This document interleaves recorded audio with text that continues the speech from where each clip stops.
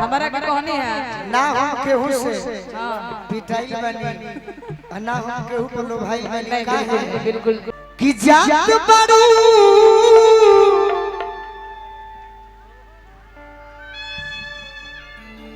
जात बड़ू अरे बपुनी ससुरावा सिखी हो सहुरावा सिखी हो सहुरावा अपना ससुर जी के माई जनी हो ससुर जी के बाबू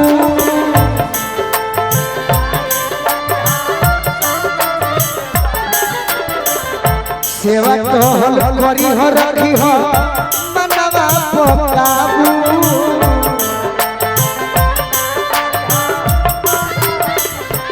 कभी भी जीवन में भाई बहन बड़ी तो करी हो जगनी न नदी संग को सुरा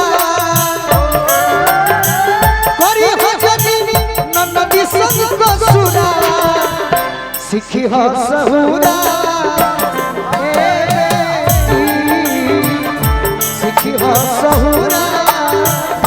और तोहरे बचाए के बाबूजी के पगड़ी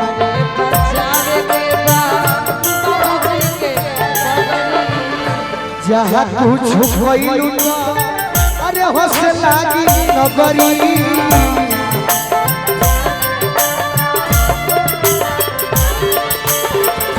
जब तार गलती पकड़ा जाई जेकरा के भाई जलने बड़ू तार भाई स्वाभिमान में रहल बा गलती हो जाई तब का हो खाई है गोलू जी बहुरा खाई है गोलू जी बहुरा सिखी हो सहुरा सिखी हो सहुरा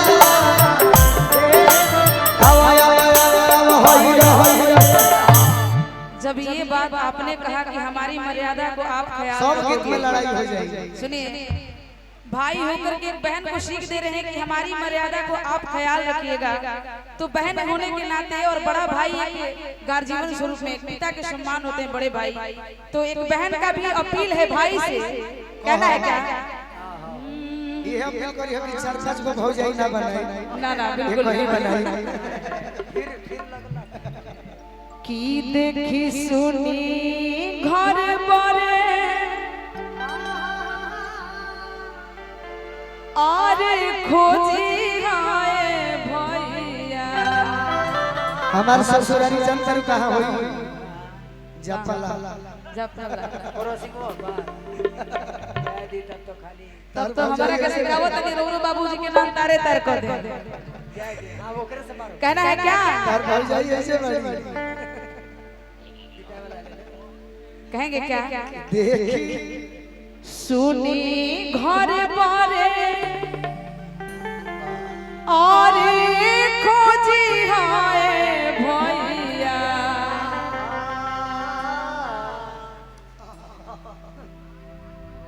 देखी लोग करे लागी सोर एको पान नानु खियौला है अखिलेश भैया पान नानु खियौला है की देखी सुनी घर बारे और खोजी हाय भैया कि भले बेटी रही है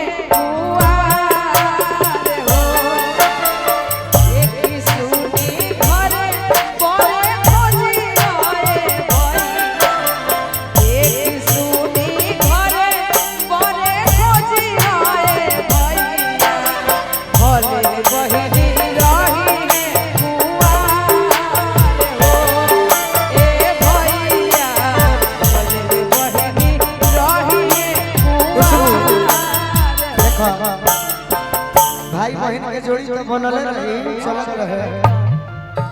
कभी कभी मजाक करे के चाहिए काहे से कि मंच हो तो मजाक कैसे कहिए आखरी हो हमर यार बनावा तू एक बेर बात कर ले आखरी हो हमर यार बनावा तू एक बेर बात कर ले आके सुना यारा हो भरती पटाना तू आके मुला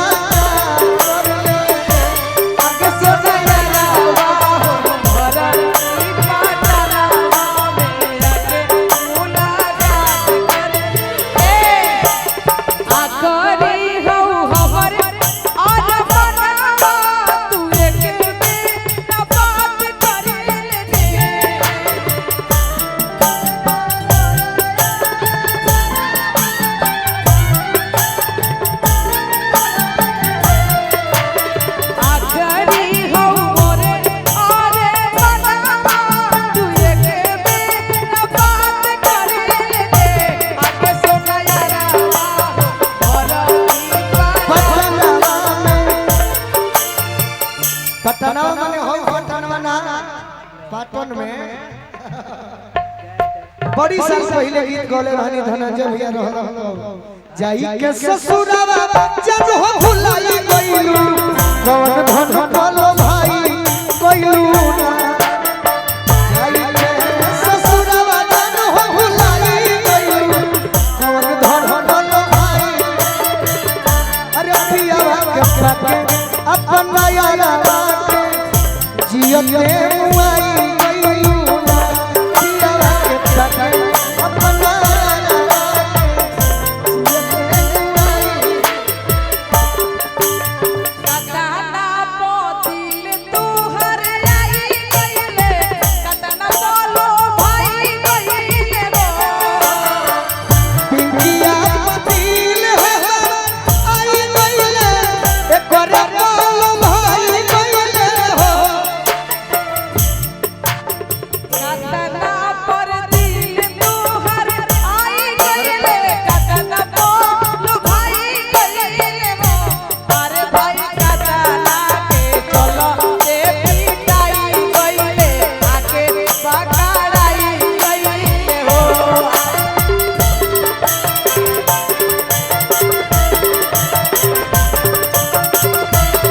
अरे भाई कतना के चलो ए पिटाई गइले आके पकड़ाई गइले